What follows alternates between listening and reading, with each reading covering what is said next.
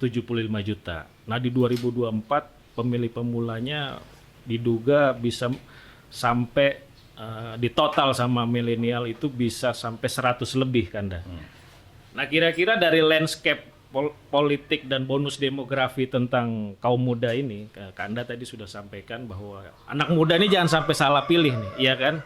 Tadi bahaya laten komunis, liberalisme dan lain-lain sebagainya. Anak muda harus punya contoh-contoh atau tokoh-tokoh yang bisa menjadi soko gurunya. Beliau lintas ya. Ada tokoh Masumi, ada Pak Nasution sebagai TNI, sebagainya, ada Hugang dari sisi Kapolri.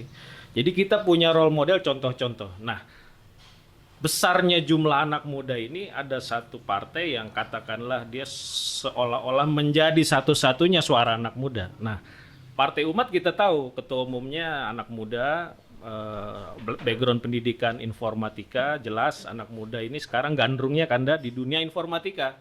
Baik gender maupun secara gender, baik laki-laki maupun perempuan hampir mencapai angka 100% penggemar itu. Bahkan kita lihat transaksi informatika seperti Gojek, seperti online itu sangat tinggi. Sehingga saya lihat nih Pak Jokowi ini ngasih menteri pendidikannya pun yang paham tentang dunia informatika, tetapi ibu-ibu mengeluh. Tidak ada jawaban, misalnya kuota internet yang mahal dan lain sebagainya kan gini kan. Dan lain sebagainya, banyak sekali gitu, bukan menjadi solusi dan jawaban. Nah kan itu, apakah itu kategori kezaliman? Kita kan ngeri juga nih karena kalau generasi adik-adik kita nih, sementara yang SMP ini kan juga nanti di 2024 akan menjadi pencoblos, kan mereka mengalami kesusahan, yang SMA juga gitu. Gimana Kanda kira-kira? Jadi kita tidak bahas kasus per kasus. Siap. Ya, tapi kita lihat dari ide generalnya. Ide generalnya. Kita sangat sangat memahami dan menghayati bahwa proses regenerasi itu tidak bisa dihindari. Dan kaum muda yang kita sebut milenial antara umur 18 sampai dengan 55 atau 60 tahun itu, ya, itulah yang harus dibukakan kesempatan yang seluas-luasnya untuk semua bidang, untuk semua bidang. Ya, ya kalau bahasa saya begini, apakah logis di negara yang begini besar, mayoritas penduduknya Muslim, suasana solidaritas dengan semua suku dan golongan yang ada begitu kuat sehingga menghimpun dalam bahasa persatuan Indonesia itu, tapi kemudian ranking orang terkayanya, ya, bayangkan ranking orang terkayanya dari nomor 1 sampai nomor 100 itu kaum mayoritasnya tidak sampai 10%. Atau yang rame nih, gaji DPR yang tinggi sama pendapatan rakyat ini kan jomplang nih, 20 kali gimana? Nah, itu kan musibah. Kezaliman juga. Itu kezaliman sistem. Betul. Itu kezaliman sistem. Itu kezaliman dari kesalahan dalam keberpihakan. Iya, tepat. Ya. Nah, ini kan mesti diluruskan. Harus dibenahi. Nah, ini yang saya katakan tadi bahwa secara umum, bagaimana kita memberikan apa yang ada di bangsa ini untuk rakyat itu sendiri. Ya. Jadi apa yang bisa kamu berikan kepada bangsa kamu? Apa yang bisa kamu berikan kepada rakyat kamu? Bukan apa yang kamu ambil dari rakyat kamu. Kalau apa yang kamu ambil dari rakyat kamu, itulah terjadi ketimpangan. Tapi kalau kita berikan, nah disitulah tadi saya katakan by system, ya kan? Bagaimana mendistribusikan semuanya itu sehingga secara partisipasif, ya, prosperity itu bisa terwujud. Ya, jadi bagaimana partisipasi people, ya kan, untuk menjadi prosperity. Nah, gitu kira-kira. Ya. Nah, ini yang peluang itu yang harus kita dorong, harus kita buka.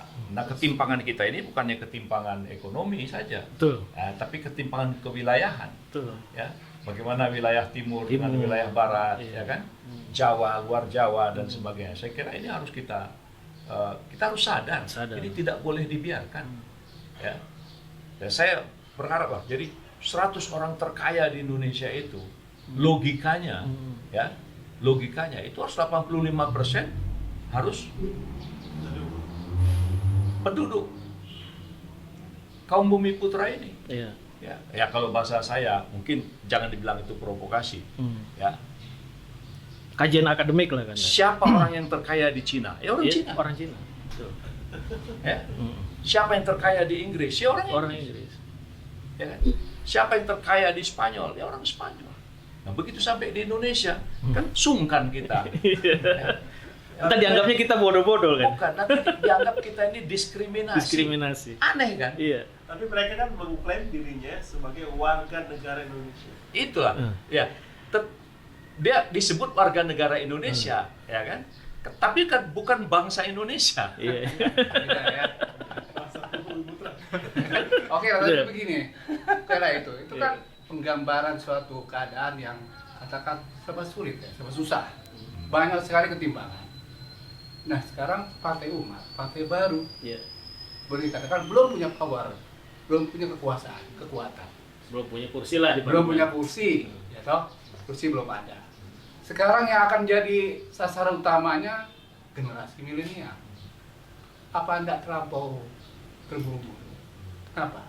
Tadi kan di awal-awal kita tahu bahwa generasi milenial ini ada yang mengatakan apolitik. Iya, betul. Gak begitu dia memahami mengenai suka duka dalam politik itu, karena dia lebih banyak di belakang meja, tidak langsung berhubungan dengan rakyat.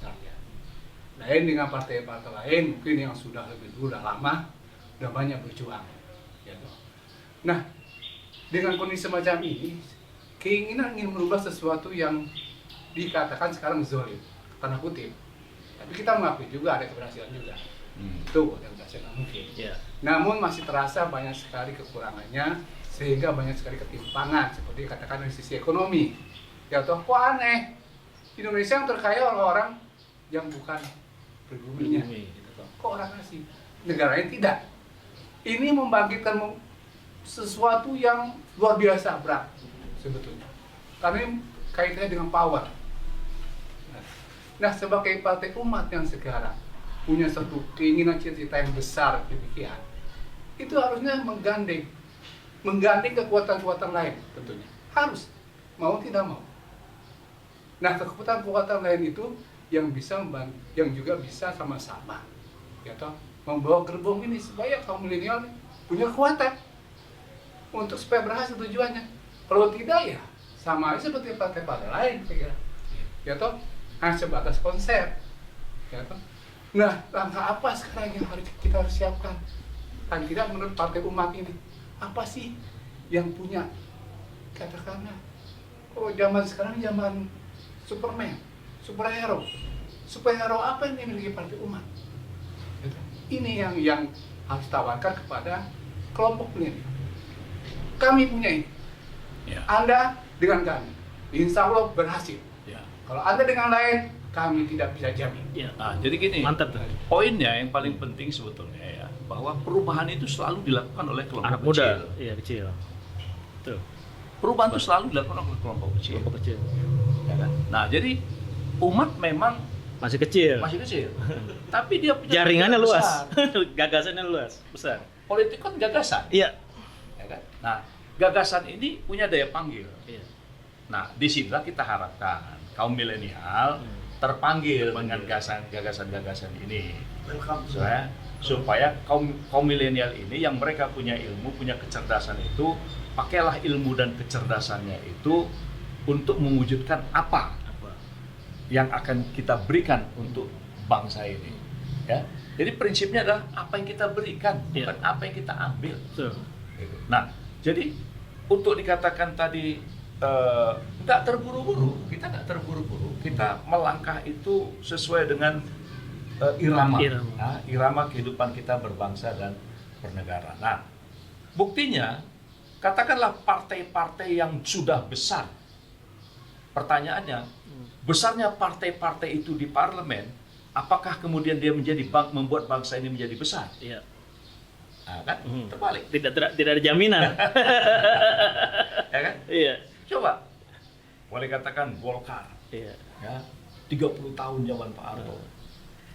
PDI, ya, dengan Pengaruh punya petugas petugas. partai jadi presiden. Ya. Pertanyaannya, Demokrat. bangsa ini makin kuat, makin besar, atau makin lemah? Ah, Nah, kenapa? pertanyaan kritis itu. Karena bisa jadi, ya kan, gagasan-gagasannya, ya, tidak kembali kepada apa yang Nah. menjadi motivasi founding fathers. Gagasan-gagasannya terlalu merujuk kepada kuantifikasi yang dibuat oleh bangsa-bangsa lain. Saya pikir Indonesia punya warna sendiri. Ya, nah disitulah kekuatan-kekuatan tadi, kekuatan moral, kekuatan agama. Nah, bagaimana spirit agama itu adalah untuk bangsa, untuk negara ini, gitu. Jadi jangan kita memusuhi agama, kan aneh. Ya. Di mana logikanya? Ya. Sebuah kekuasaan memusuhi mayoritas bangsanya, agama bangsanya itu sendiri. Itu berarti sudah tidak memperhatikan partisipasi.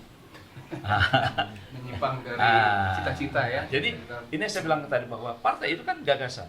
Ya, perubahan itu selalu dilakukan oleh kelompok kecil.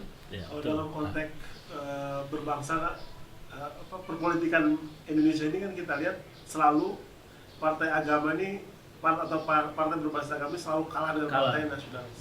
Itu tantangan. Kalau saya bilang itulah Bukan hukum besi loh itu. bukan, itu persoalan giliran waktu. Giliran waktu saja. Kenapa? Ya banyak kok contoh-contoh Iya. negara di dunia ini, ya kan?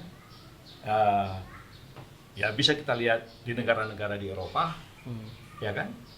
Tapi pada akhirnya lihat di Jerman. Iya. Ya, di Jerman dulu ada partai Kristen, ada, Ada, betul. ya, sosialis ada. Iya. Tapi yang menang kan Green Party. Iya. Ya. Partai yang mereka 100 tahun yang lalu udah cerita tentang environment. Orang nggak peduli. Tapi akhirnya Jerman menguat. Jerman bisa membangun peradaban itu dengan spirit Green Party. Contohnya, rakyat Jerman terus bersimpatik dengan partai itu. Nah, sementara di kita terjadi kebalikan-kebalikan. Iya. Nah, jadi katakanlah partai-partai Islam ini dalam beberapa kali pemilu belum menang. Tapi ada gilirannya, dia pasti menang. Nah, jadi kita berada pada dataran optimisme ini. Optimisme. Nah, yang penting itu tadi, kita tidak boleh berhenti untuk menyampaikan gagasan-gagasan ini, terutama kepada kaum mudanya, kepada generasi-generasi mudanya. Yang apatis, bagaimana mereka menjadi respon, ya kan? Yang tadinya mereka hanya sekedar ingin tahu, bagaimana kemudian mereka menjadi aktivis, misalnya kan? Nah, ini butuh waktu. Nah, jadi yang penting, saya sangat yakin itu bahwa di Turki pun, ya, baik kan, partai yang mendukung Erdogan itu partai kecil, Iya. partai kecil, Partai kecil. hanya berapa persen. Iya. Tapi karena memang punya pemimpin yang memiliki kapasitas, ya, punya gagasan yang besar dengan keilmuan, trust-nya muncul. Lihat sekarang sudah lebih dari 50% rakyat Turki itu memberikan dukungan kepada partai pendukung. Nah, karena dia memberikan kepada rakyatnya.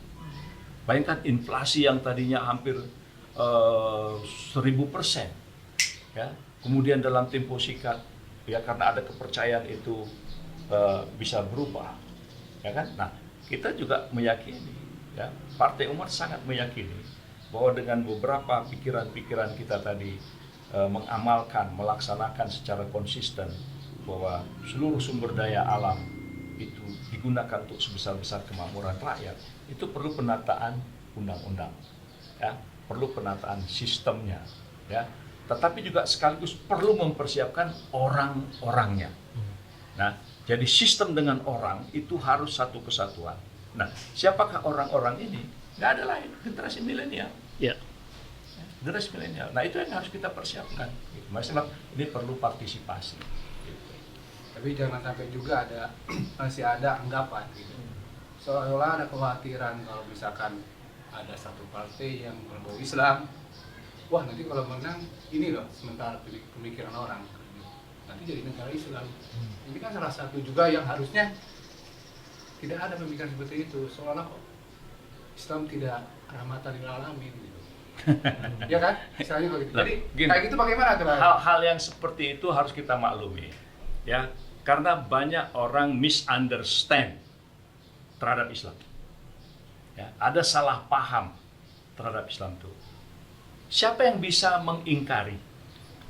Ya, siapa yang bisa menafikan bahwa konsep negara kesatuan Republik Indonesia itu adalah aspirasi Umat Islam. umat Islam. Coba, ya. Jadi kalau ya saya menafsirkan bahasa-bahasa seperti itu sebenarnya bahasa-bahasa untuk menghambat. Kalian jangan pilih partai Islam itu. Nah, dia ciptakan, ya, dia ciptakan opini, dia ciptakan bayang-bayang yang sebenarnya bayang-bayang itu menakutkan dirinya sendiri. Yeah. Padahal kalau saya bilang bahwa semua formula di dalam Undang-Undang Dasar 45 dalam konteks negara kesatuan Republik Indonesia itu secara syar'i selesai. Ya, secara syar'i itu sudah selesai. Tinggal adalah bagaimana implementasinya. Nah, contoh yang paling gampang tadi itu, fakir miskin dan anak terlantar dipelihara negara. Nah, yang dipelihara itu jangan kefakirannya, jangan kemiskinannya, Iya. jangan keterlantarannya. Itu yang terjadi sekarang. Ini nggak perlu lagi lah kekhawatiran itu ya. Tidak perlu. Nggak ada itu sebenarnya. Oke. Tidak perlu ada mendikotomikan. Betul itu. betul kan ya. Tidak ada perlu mendikotomikan itu. Oke, nih aduh semakin seru nih sebenarnya nih. Kita bingung juga nih kan. Mungkin lain waktu kita mampir lagi nih Kanda ke tempat Kanda, tapi sebelum ditutup saya ada cerita, bukan cerita menarik ya, epilognya begini nih. Saya background kebetulan dosen Kanda. Ya. Saya dikirim sama teman dosen saya di Kalsel. Wah, Partai Umat nomor 1 tertinggi surveinya. Ini nggak ada survei pesanan ya, dosen kan, para dosen. Tertinggi dari semua partai lain. Jadi animo di masyarakat Kalsel ini tinggi sekali. Kalsel tinggi sekali. Nah, saya sebelum kita tutup, kira-kira nih kalau anak muda nih, tema kita milenial, anak muda nggak salah lah menitipkan masa depan perjuangan atau mimpi-mimpinya ke Partai Umat, baik yang aktif maupun yang non aktif. Kira-kira non Muslim boleh nggak menitipkan agenda atau mencoblos Partai Umat, Kanda? Sebelum Tadi ada bahasa, Iya. siapa di umatku? Saya mengatakan umat ini adalah umat Indonesia. Mantap, Kanda. Yang di dalamnya adalah ada umat Islam, ada umat Kristen, ada umat Hindu, ada umat Buddha dan sebagainya. Semua kita saling membangun, merajut kekuatan untuk membangun bangsa ini. Jadi tidak perlu ada keraguan terhadap itu, gitu. Karena ini kita cita-cita. Artinya kalau Partai Umat berkuasa tidak akan menyusahkan non Muslim atau Justru iya. akan meningkatkan, menaikkan, memuliakan, ya kan? Jadi itu nggak perlu kita seperti itu tadi orang mencipta ketakutan. Enggak, justru akan semakin merdeka, ya, akan lebih terhormat, ya kan? Ya karena coba bahasa yang saya ungkap ini berulang-ulang itu karena terjadi kesalahan di dalam memaknai fakir miskin dan anak terlantar dipelihara oleh negara itu. Itu siapa? Kan fakir miskin itu bukan hanya orang Islam. Yang terlantar itu bukan hanya orang Islam. Ya kan? Jadi seluruh anak bangsa ini, apa saja sukunya, ya kan? Ketika dia katakan itu, maka negara harus menyisihkan, ya kan? Menyisihkan apa yang dimiliki negara itu untuk mereka jangan terlantar. Bagaimana mereka tidak miskin? Bagaimana mereka bisa hidup lebih baik? Saya kira itu cita-cita para pendiri Republik yang sangat harus menjadi perjuangan kita bersama-sama lah. Jadi kuncinya tadi bukan hanya sekedar menitipkan pada Partai Umat. Ayo bersama-sama. Oh, apa boleh non Muslim? Boleh. Yang penting kan cita-cita. Ya. Dia punya cita-cita sama dengan ayo bersama-sama. Gitu. Seperti misalnya di Papua kan mayoritas non Muslim, Bisa. menjadi aktif partai umat, Banyak sekali. atau di daerah lain atau di di mana? NTT. Iya. Ya, di NTT, di Nias dan sebagainya. Kita berikan kesempatan. Iya. Yang penting kita memiliki kesamaan cita-cita Cita-cita. membangun bangsa ini. Itu yang harus kita jaga. Siap.